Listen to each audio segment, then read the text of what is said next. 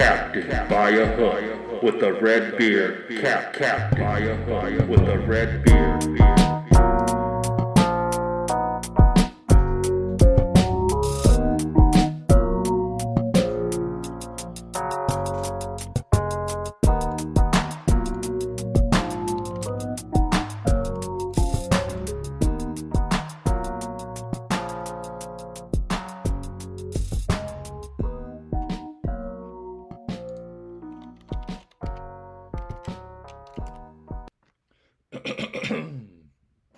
Oh yeah, new week, baby. Trying to turn some new leaves here on. Excuse me.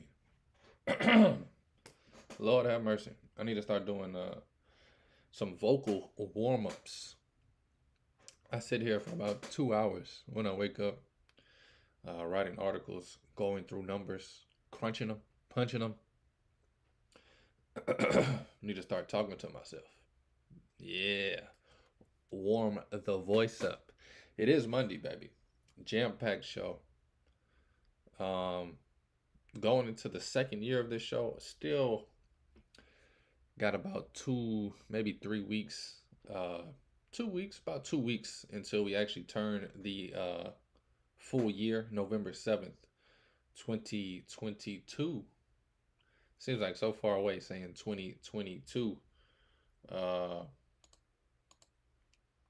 But that's where we at. That's where I started the show, November 7th, 2022. 2 weeks from today also is college basketball. 2 weeks from tomorrow will be the official 1 year anniversary. Trying to grow this show exponentially moving forward. This first year was a trial run.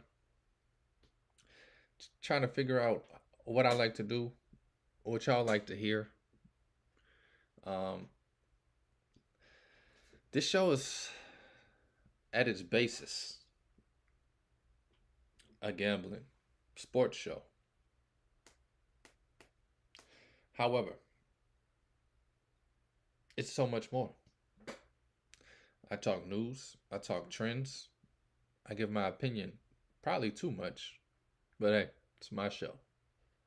That's what you come here for, my opinion. I could come on here and do 5 minutes in and out, give you all the bets for the day, and keep it moving. However, I'm trying to grow this into a 2 to 4 hour radio show in the future. This is kind of just a warm up and a practice. And for all the fans that have been around since anytime this year, you are in on floor one, base level. I'm about to fine tune some things. Everybody keeps asking me to timestamp my videos. Starting today, I'm going to try and do that. Starting today, I'm going to do that. I'm going to keep track as I'm talking, write down the timestamps, and then stamp it. Hopefully that'll help you guys get to what you want to hear more. I know there's a lot to unpack in these 40 minutes on average that I talk to you. So if you don't have time to sit there and listen to 40 minutes, and when you just want to hear my take on the Astros Rangers series, or you just want to get the bets, or you just want to see if I even talk about hockey today, you'll now have timestamps to help with that. Hopefully that'll draw you in more consistently. Hopefully that'll draw in more people. I know that's a minor change. I also, over the next few weeks, want to play with the look of the show. Not extreme, not drastic. I just kind of want more for you and also for me. This is a one-man show. I am by myself.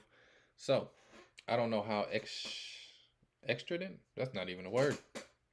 I don't know how intricate I can get with that stuff. However, this is Monday. I do appreciate y'all, everybody that tunes in, even if it's only been once. The NBA starts mañana. We got the MLB playoffs at its height. Can today be the day that we get the World Series matchups?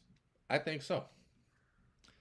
I'm going to break down both of those games today. We have a game 6. Do they do the 2-3-2? Game 6 in Arizona. And then we also have a game 7 down there on the south side of Houston, baby. We'll break both of those series down. Also, want to recap the NFL weekend that was. I'm going to be honest. The last 2 weeks in the NFL, whew, I have gotten smoked like a new pack of camels. Recap the weekend that was, and also preview Monday night's matchup between the 49ers and the Vikings. 49ers looking to bounce back from a Cleveland Browns loss. Ain't that some? And then, of course, not of course, but if I have time, I've been hinting at getting to the Pac-12 preview for the college basketball season. We'll see where we get. Still 2 weeks to college basketball, so it's kind of on the back burner of the show, even though it's on the forefront of my mind. Have spent the last week literally digging through college basketball numbers, articles, a few insiders I trust. Not my insiders, just people that I trust. Follow me on Twitter. You see me retweet a lot. Just 2 or 3 people I truly trust when it comes to college basketball news and stuff. And eventually, I plan to get where they are, the inside scoops. But yeah, man. Let's dive in. This is Captain by a Hook with the red beard, presented by Stare Down Sports. I am Rowan Donaghy, aka Rowan Dives, going live on a beautiful Monday, the 23rd of October. Where is this month gone?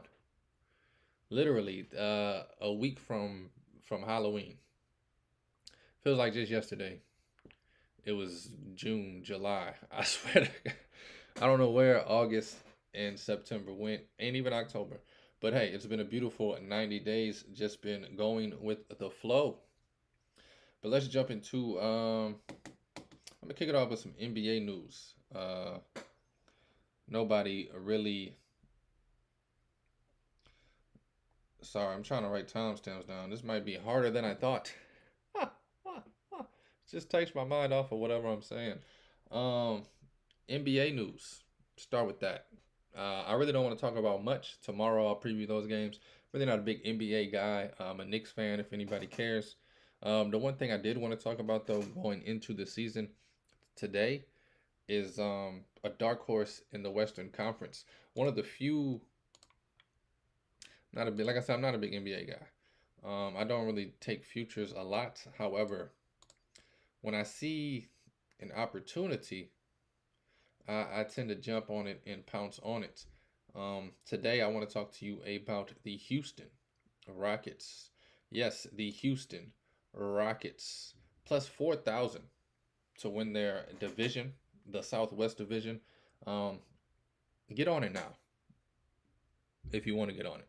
If you do not believe in the Rockets like I believe in the Rockets, then go ahead about your business. You have the Memphis Grizzlies as the favorite in this division, plus 145. You're going to start the season off without Ja. I know that's not the biggest news, only 25 games without him.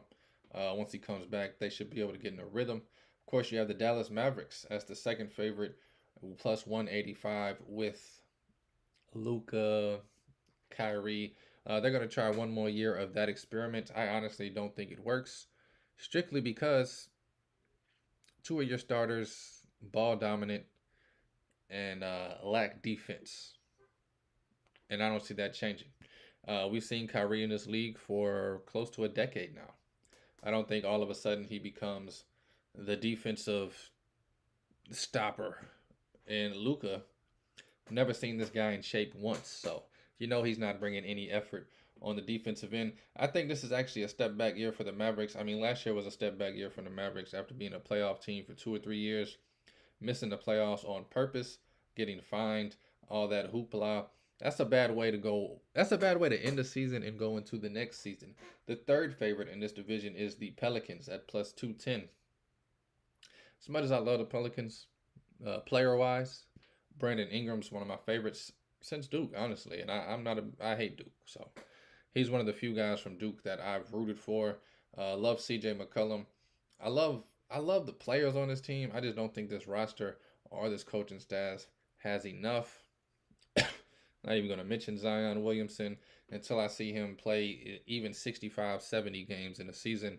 I just don't even put him in my calculations. He's not even in my mind as an NBA player. And that sucks. It's heartbreaking, but it is what it is. If you're a gambler, would you rather do projections with a guy that's going to play 14 games, expecting him to play 82, or would you rather just leave him out of the projections, expecting him to play 14?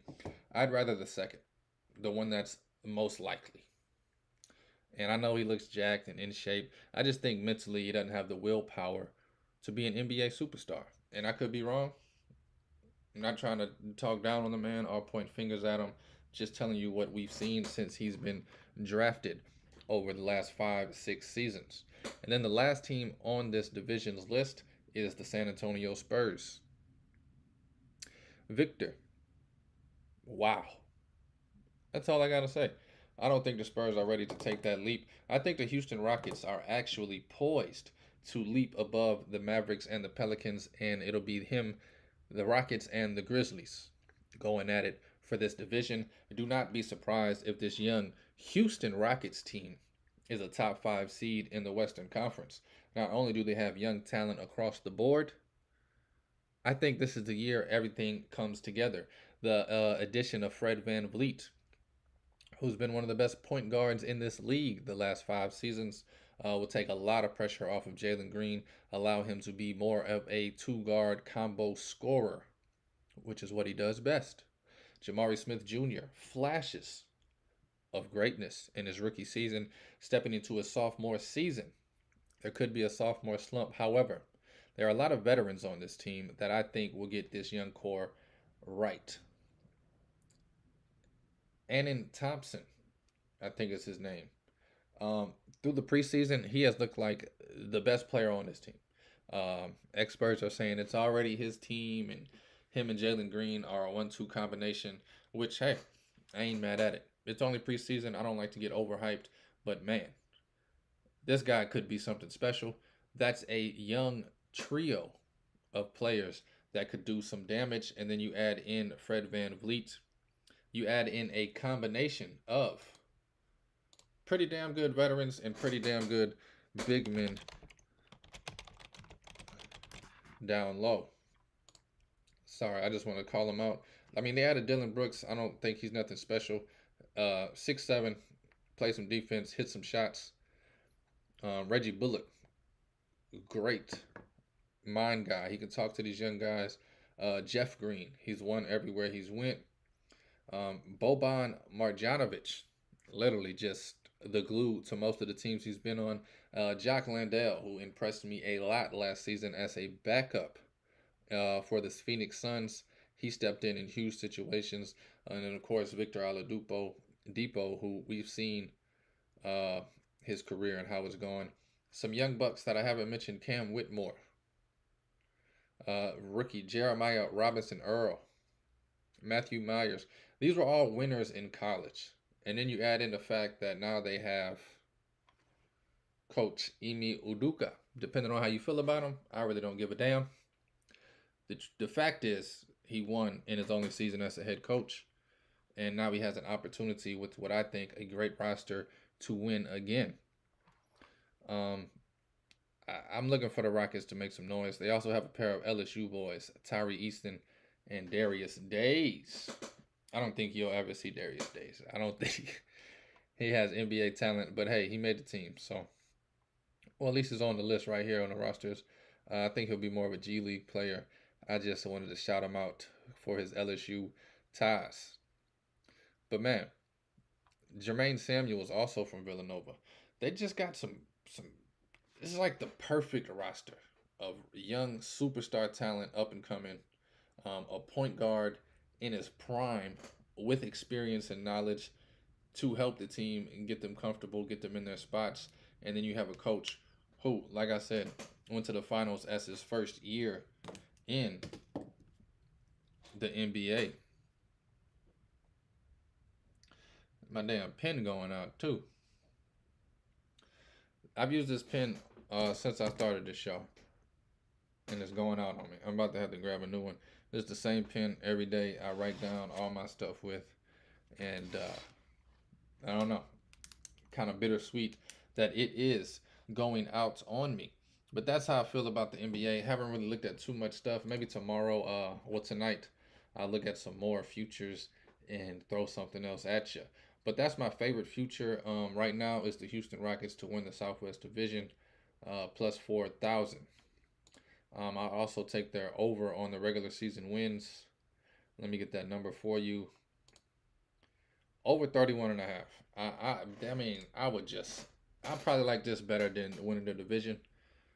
This team's definitely going to be a 500 team, 41 and 41 at minimum. They go over this 31 and a half with ease, with a breeze. I think they get off to one of the hottest starts in the league this year. I haven't looked at the schedule or anything, but I can see this team being 12 and 5 going into the third week, fourth week of the season. And nobody really giving a damn, thinking they'll fall back. But I don't think they fall back. I think they get off to a hot start and they keep it going. Over 31 and a half wins for the Houston Rockets. Slam that. Slam it. Guaranteeing that one. And then plus 4,000 for them to win the division. Just throw something on it. See what the hell happens at the end of the year. Again, I think the Houston Rockets will be a top 5 seed in the Western Conference. See, maybe this timestamp thing won't work. I put 15-15 and then talked about them for another minute and a half. This pen is dead. Dunzo. Welcome the new pen to the show. This one I will keep for memorabilia. Let's talk about some MLB. I spent too long on the damn Rockets. Major League Baseball is in the playoffs. And you want to talk about the Rockets? How about the Houston Astros? They lost last night 9-2. Garcia, that man is special. That man is special. I almost took him as a what's it called? I almost took him as a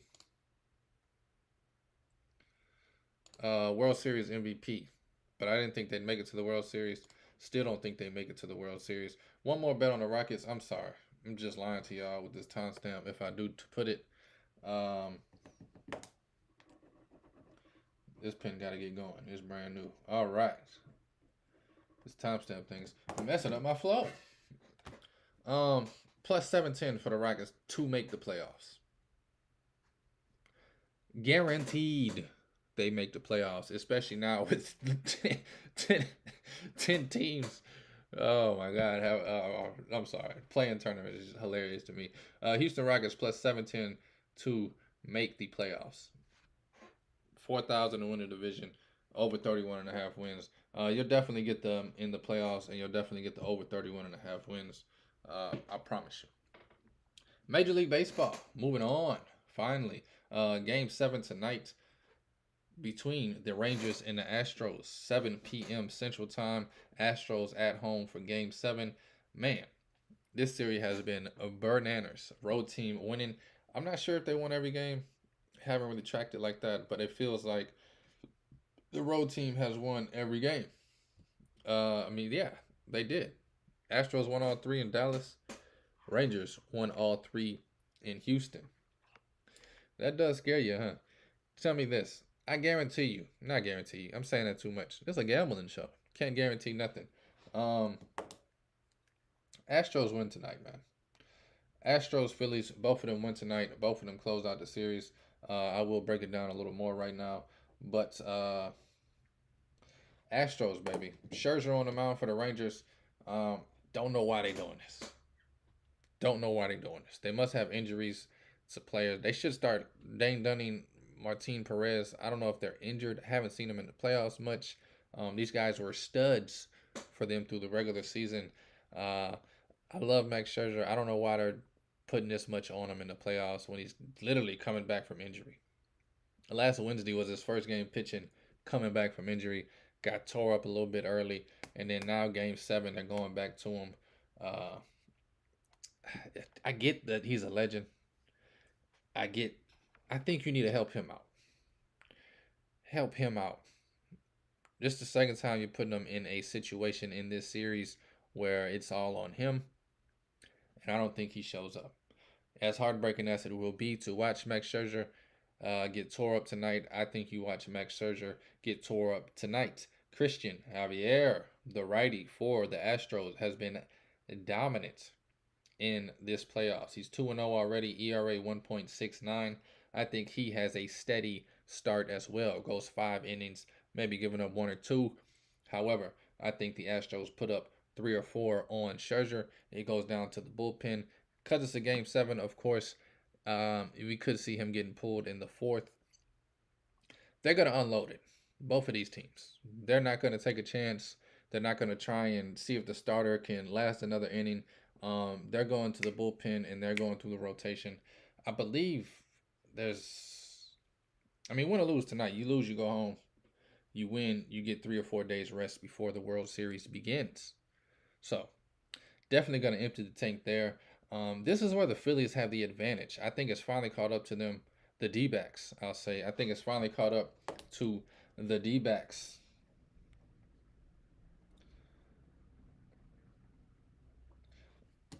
I think it's finally, yeah, this ain't going to work. Me writing down timestamps. I'm going to have to figure that out because there's no way I have time in the morning to watch back my entire show and do timestamps. Where am I at? Just lost track. Phillies, Diamondbacks, pitching. I'm talking about pitching. Merrill Kelly's on the mound. Big trash. Merrill Kelly, Aaron Nola. Merrill Kelly gets the start for the Arizona Diamondbacks. Aaron Nola gets the start for the Phillies. Aaron Nola, 3-0, ERA 0.96. Merrill Kelly has not been awful this postseason. He's 1-1, ERA 3.00. Merrill Kelly is an amazing pitcher.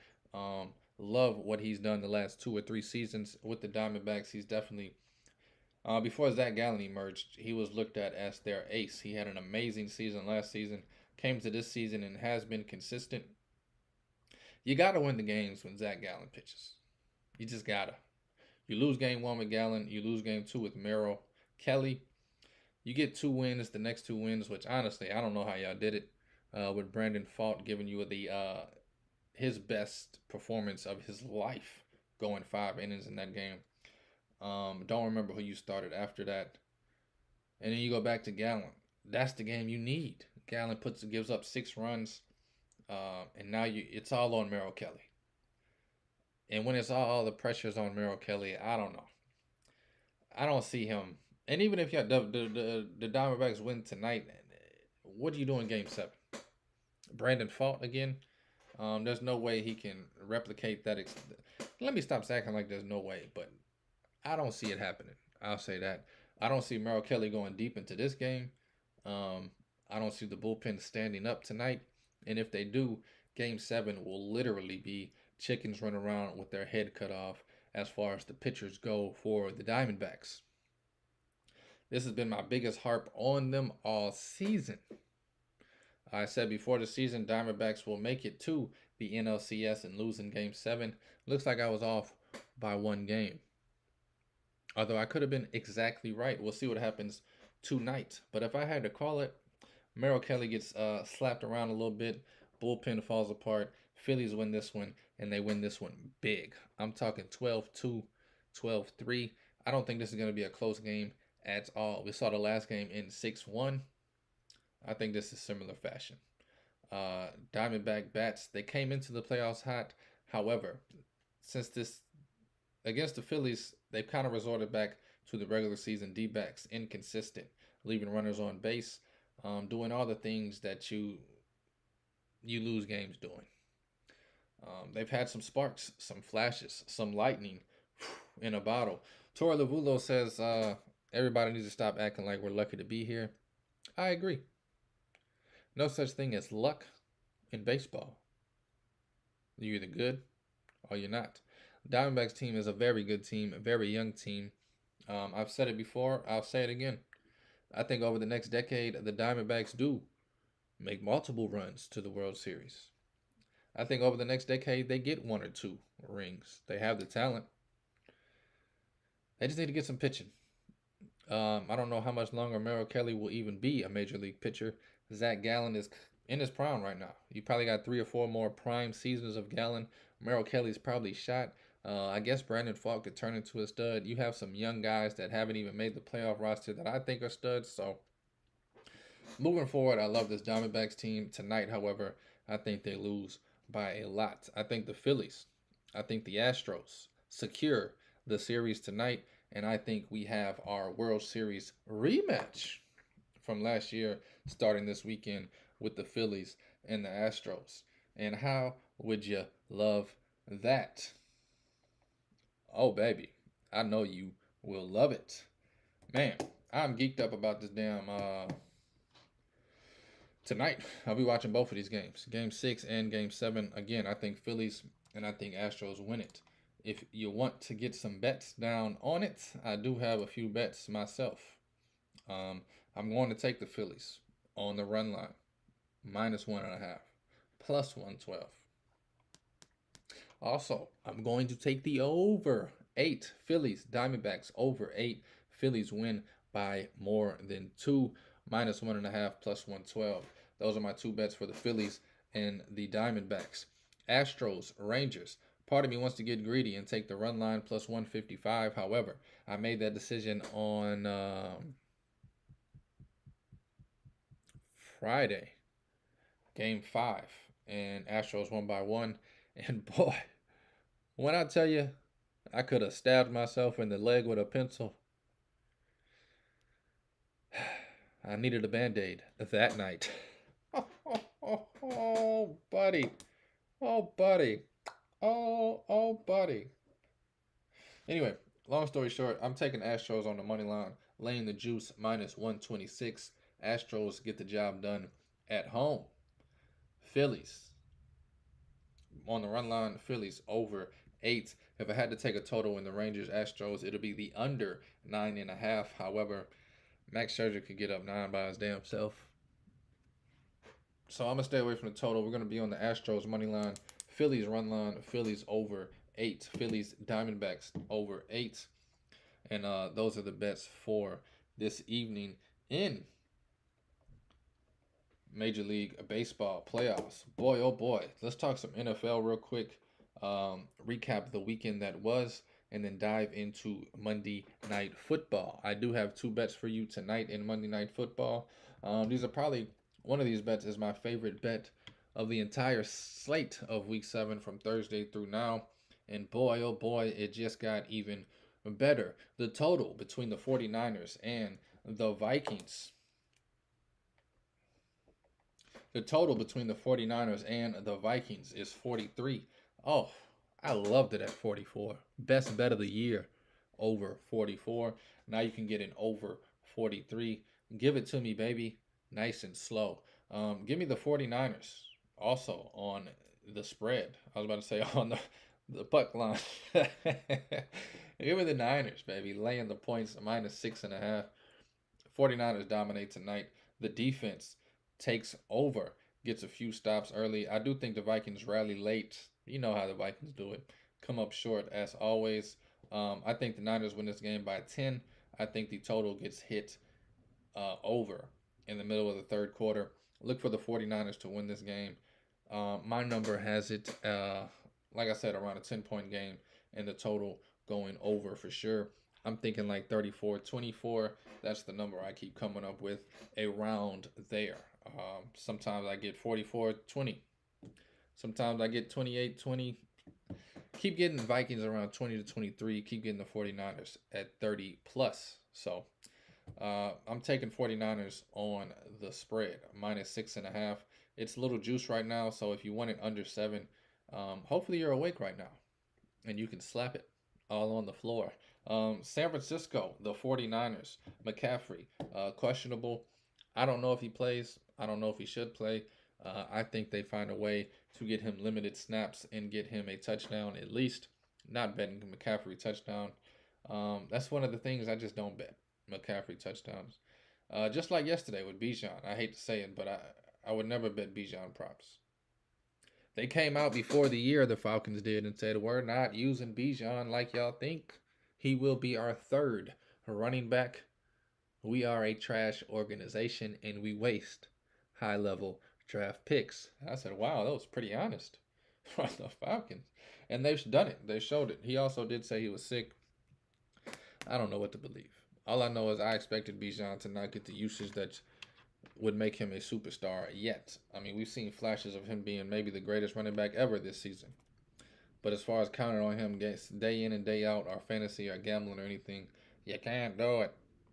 But tonight, a Monday Night Football, 49ers, baby, roll over the Vikings. Um,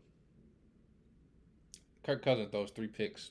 2 of them get returned, pick six. The over 43 is my best bet of the entire weekend. And that's not saying much because, boy, did I have a sour weekend.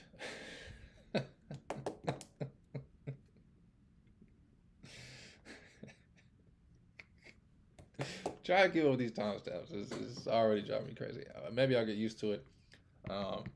Definitely going to put the effort to be better.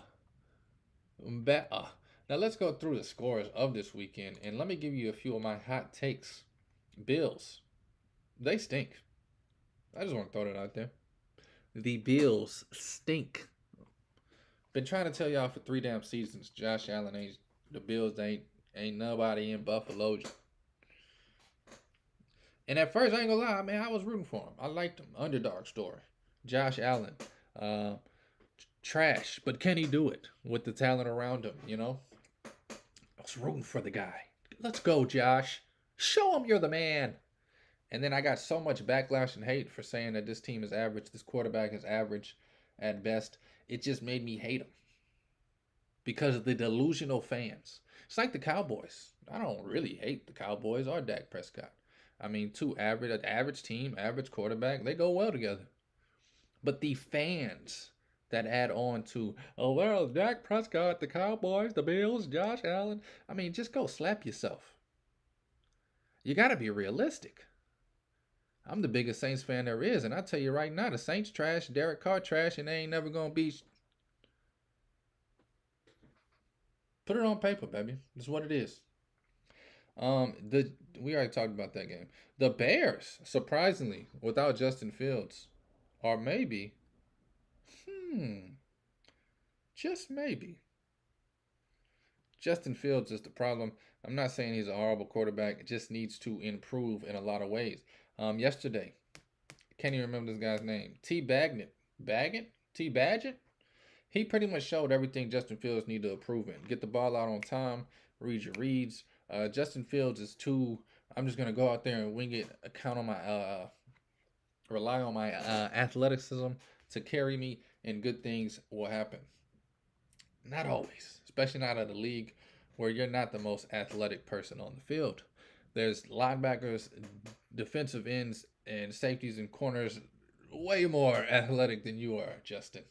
But just looking at the score, 7-7-7-9, consistently scoring every quarter. Bears beat the Raiders. Doing my best Chris Berman impression. How about the Browns and Colts, baby? Shootout for the ages between some backup QBs.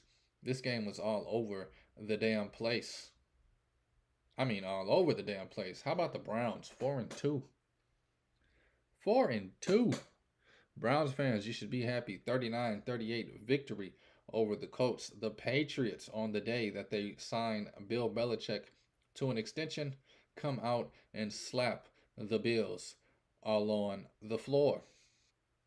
Buffalo, now 4-3, 1-2 on the road. Not looking good for the Bills. Dolphins looking more and more like they are the best team in that division. Although the Dolphins, I'm not going to lie to you, get to them in a minute. Giants, I want to talk about this for a minute, maybe a little longer than I should. The New York Football Giants. Do they have the best defense in the league? It's a joke, but is it? It's a joke, but is it?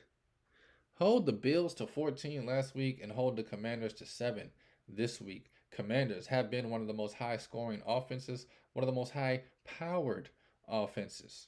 Tyrod Taylor looking 10 times better than Daniel Jones. Man, I've been rooting for Tyrod Taylor for almost a decade now to get a real shot to run a team. He was done wrong in Buffalo, done wrong in LA.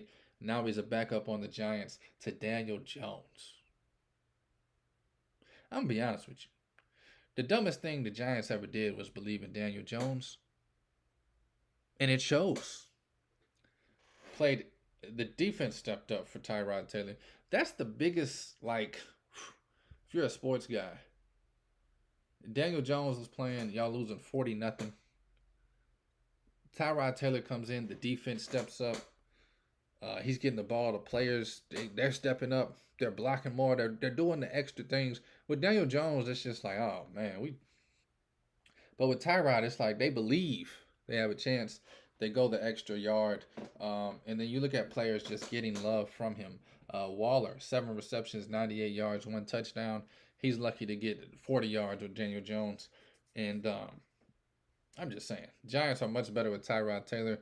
2-5 on the season now. The football Giants. If they want any chance to get back in this division, which they do have a chance to get back in this division.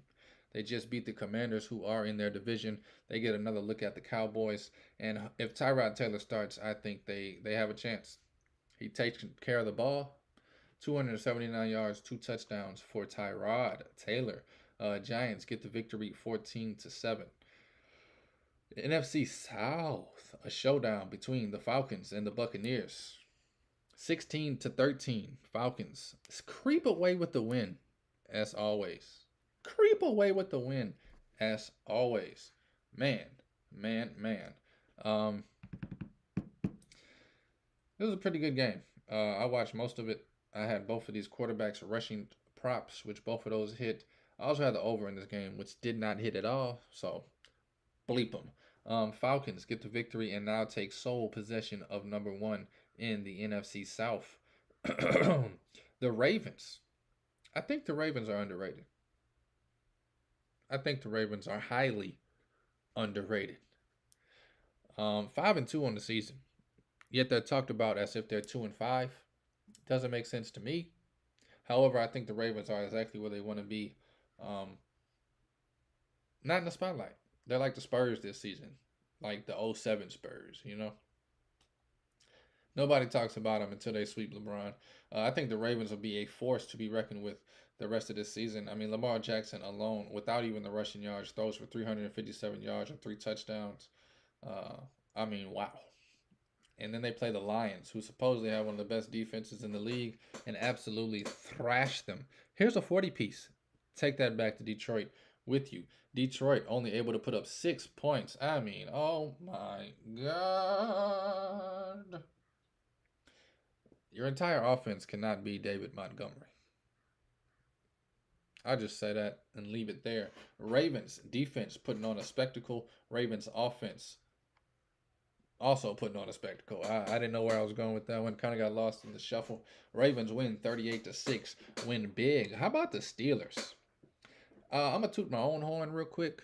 Before the season, I said I love this Steelers team. I am on the Steelers heavy. Have so many props, season-long props on the Steelers. Also, I've been betting them every week this season. Everybody thinks I'm crazy. This guy don't know nothing. The Steelers stink. Matt Canada, get him the F out of here. All the media. The media has you believing things you should not believe. That's why I started this show. Because the media ain't nothing. As Kenyon Martin once said a week or two ago, how the hell these cats that never played ball at any level, including high school, gonna act like they know ball? Stop believing who you believe in, man. Listen to Captain by a Hook. Steelers, baby, 4-2 on the season. Man, oh boy. They beat the Rams yesterday, 24-17. I know the Rams, they stink. Not a big victory. However, when the money cashes, it feels good. And the money's been cashing on the Steelers. Been riding them as dogs all season. Seahawks take care of business and barely, by a hook, cover the spread against the Arizona Cardinals, who are doing exactly what they plan to do. Lose. Cardinals 1-6. Seahawks now 4-2. Packers Broncos. How about the Broncos getting their second one of the season? And how about the Packers? And this goes back to my thing I thought about the Steelers. Before the season, everybody says the Packers are the team that's gonna win the division. The Packers. The Packers. The Packers are sneaky good. Watch out for those Packers. Oh, Steelers stink. Steelers are trash. Don't believe in the Steelers. Um, Packers. Gotta hold your nose when you even think about them. They lose 17-19, have lost a bunch of close games. And I'm gonna be honest with you. I'm a Saints fan, so I'm gonna say it. Packers should be 1-5 right now. I still don't know how the hell the Saints blow a 17-0 lead in the second half against the damn Packers. I mean, out of all the bad beats in the Saints history, that one just what? I'm just gonna leave it at there. Packers should be 1-5. However, they are. I mean, they should be 0-4 in a row. They're 1-3 away. I'm still mad about it. This shit happened like week 2 or 3. I just don't get it. Anyway, Chiefs handle business over the Chargers. Everybody was on the Chiefs saying they were trash. Well, they're 6-1. Everybody says the Chiefs don't cover. Well, outside of losing to the Lions, they're undefeated. Oh, outside the Jets game and the Lions game, 2 games. So what that? 5-2 ATS. Stop believing the narratives the media is spilling to you. Chiefs, a damn wagon, as the kids say. Chiefs win this one big. Chargers look worse and worse and worse and worse and worse and worse every week. Chiefs, man, 6-1. I mean, Mahomes, over 400 yards, 4 touchdowns. He did throw a pick, but boy, oh boy, that Travis Kelce guy is also good. 179 yards, 12 receptions, 1 touchdown for him. I mean, how is Mahomes not the MVP again? How did the Chiefs not go back to the Super Bowl? Who in the AFC can compete with them? Honestly, think about that at home. Bring your answers back tomorrow, class. The Dolphins, Eagles, last night. Every time the Dolphins play a playoff team, they get slapped. And every time they play a trash team, they look amazing. So I'm just going to call them what they are. Big fish in a little pond. Dolphins lose 31-17. Eagles cover easily. I believe the over was 51 and a hook. Sorry, you lost that one. It's crazy that the Chiefs, Chargers, Dolphins, Eagles, 31-17, 31-17. I don't know why that's crazy to me. Oh, but it is. Also, Packers, right above them. I'm a numbers guy. Scored 17. That's 3 away teams in a row at the end of this that scored 17. However, if you didn't catch it, Monday Night Football, I broke it down earlier. There's a timestamp in the description. Go check it out, baby. It'll tell you exactly where I talked about Monday Night Football. Kind of messed up here, though. Maybe not. Maybe not. Let me just write this timestamp. 43:47. I think I could put all this together. It's all over the damn place. But 49ers, baby. Give me them on the spread -6.5 and give me the over 43. 43 over is my best bet of the entire weekend. Niners -6.5 feels pretty damn good. I hate to say it. Looks like it's moving to 7 everywhere. 6.5 still -115 is available some places. I ain't gonna lie to you. I think I ran out of time. We will get to some Pac-12. We will break down tons of college basketball. I mean, if y'all know the show, if y'all watched the show last year, this show will be 90% college basketball from when the World Series ends into March. We'll still cover football. We'll still give out my picks for football every week. We'll still have my man JCP on every Friday to break down football games. But this show will move towards college basketball. Kind of how it's baseball summer. We do college basketball in the winter. This is a beautiful time, though, to just dive in deep into football, set all the trends for the rest of the season, cover the MLB playoffs, and keep it rocking. Keep it rocking. Keep it rocking. Doesn't sound like it at all, but that is California Love by Dr. Jersey in my head. Thank y'all for listening. Thank you for watching.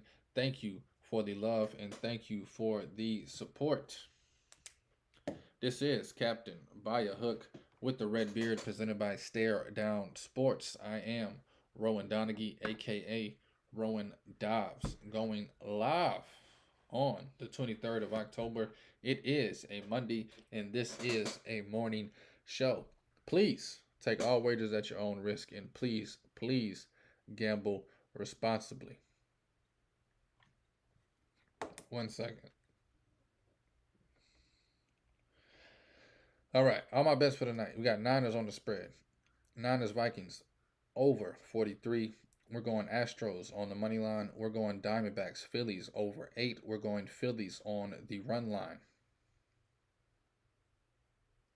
Rockets to win the division plus 4,000. The Rockets to make the playoffs, which is guaranteed, plus 710. And the Rockets over 31.5 wins. Those are my favorite props for the NBA. I will look tonight and bring some more to you. And also, I didn't even look at hockey today. Only one game. That makes it easy. Don't like it. Don't like nothing. Canadians, Sabres. So those are the bets for tonight. That's what, 8, 9 bets. Please take all wagers at your own risk. And please, please gamble responsibly. Dobbs.